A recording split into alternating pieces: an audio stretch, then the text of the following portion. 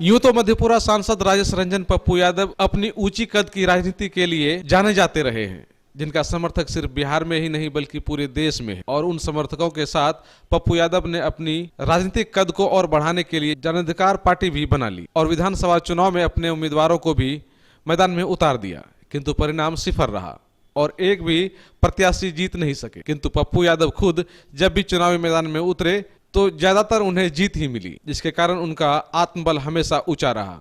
किंतु वर्ष 2019 के लोकसभा चुनाव में राजेश रंजन और पप्पू यादव का मनोबल वैसा नहीं दिख रहा है जैसा कि पिछले चुनाव में देखा जाता रहा है। अगर हम पिछले चुनाव की बातें करें तो उन्होंने मधेपुरा सीट से राजद की टिकट पर कदावर नेता शरद यादव को हराया था। पप्पू यादव खुद ये भी कह रहे हैं कि उन्हें 3 बार सर्वश्रेष्ठ सांसद का भी खिताब मिल चुका है, किंतु इसके बावजूद इस बार के चुनाव में पप्पू यादव के मनोबल में काफी कमी दिख रही है। 24 मार्च को प्रेस वार्ता के दरमियान अधिकांश समय पप्पू यादव को ऐसी स्थिति में देखा गया जैसे वे काफी तनाव में हो, मगर यह साफ नहीं हो पाया कि आखिर तनाव किस बात की है। क्या सर में पहले से दर्द था या फिर राजनीतिक तनाव थी।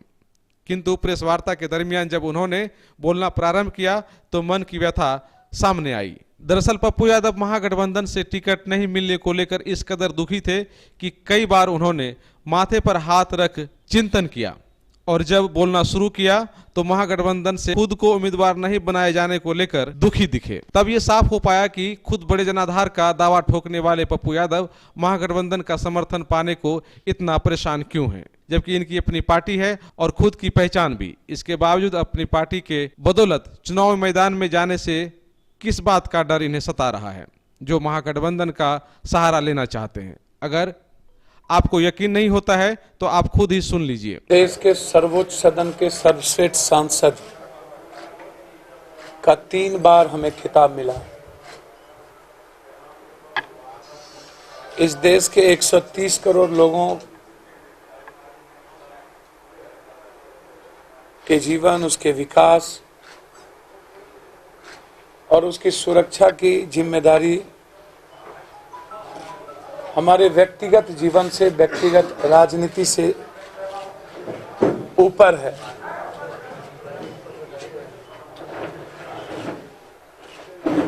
विचार से बड़ा व्यक्ति नहीं होता।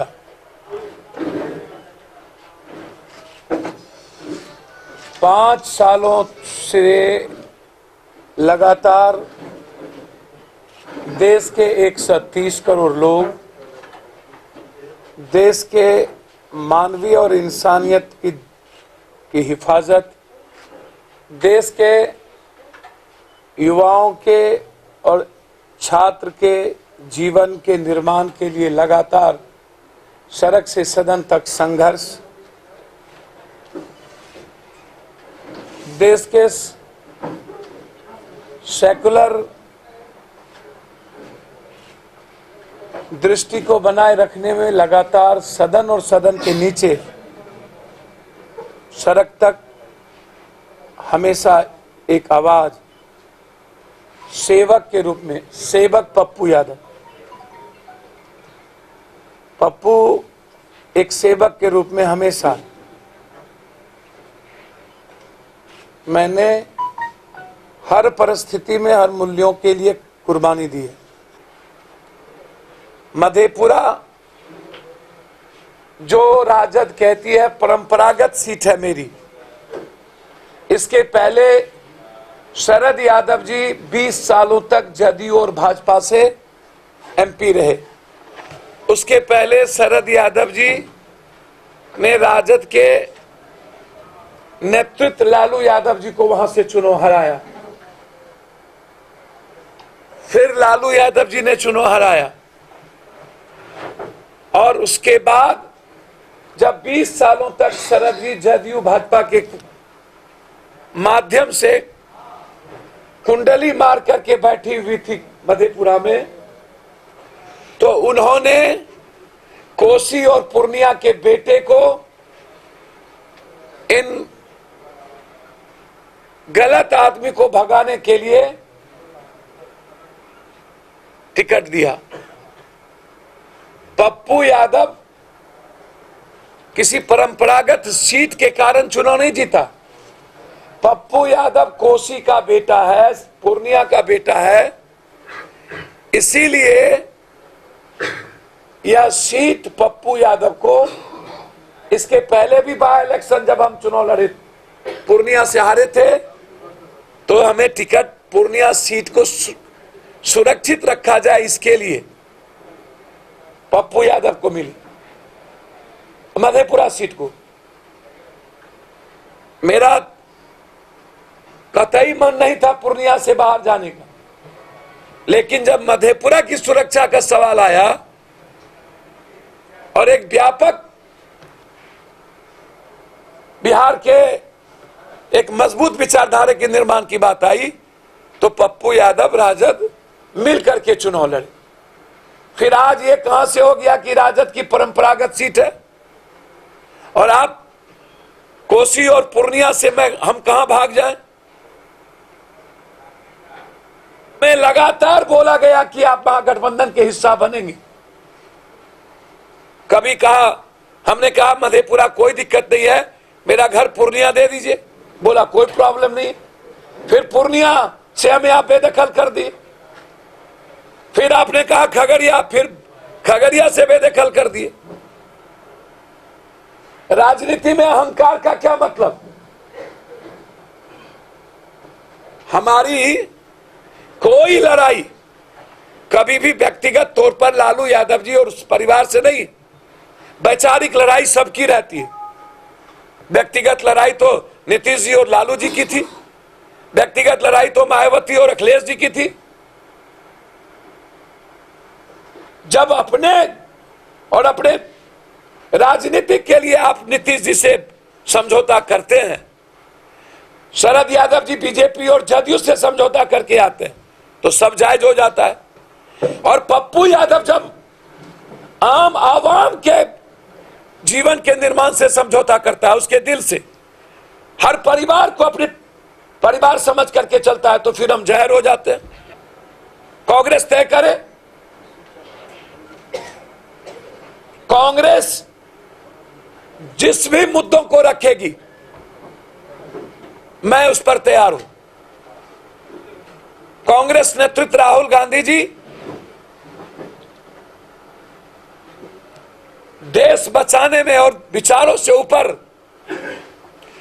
बिहार के गठबंधन के हित में जो फैसला लेंगे वो पप्पू यादव को स्वीकार होगा, लेकिन मुझे अपने घर से बेदखल करके खत्म नहीं किया जाए। मैं उम्मीद करता हूं कांग्रेस नेतृत्व से, यदि किसी को व्यक्तिगत तौर पर लगता हो कि पप्पू यादव उनके लिए कोई ऑब्स्टेकल है 2020, तो ये भूल जाए, ऐसा राजनीति में नहीं होता। मैं फ्रेंडली फाइट के लिए तैयार हूं, चाहे वो मधेपुरा हमें फ्रेंडली फाइट करे तो मैं 28 को नॉमिनेशन मधेपुरा करूंगा, चाहे पूर्णिया हमें फ्रेंडली फाइट करे तो 26 को नॉमिनेशन पूर्णिया करूंगा। हमें दो जगह, या तो आप हमें दोनों में से कोई एक सीट दें ताकि मैं अपने घर का आंगन का खुशी बन पाऊं।